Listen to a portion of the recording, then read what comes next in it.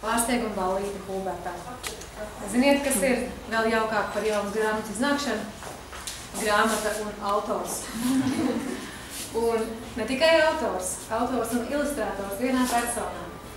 Es runāju par Aleksandru Rozēnu, šīs grāmatas radītāju. Aleksandrs atlidojas no Ņujorkas, lai būtu ar mums šajos svētkos. Bet viņam tas vienmēr sapnis bija kaut ko zīmēt un rakstīt. Un tad, protams, kad Aleksim pašam piedzima puika, tad viņš daudz vairāk saprata to nepieciešamību un grāmatas lomu tiem bērniem.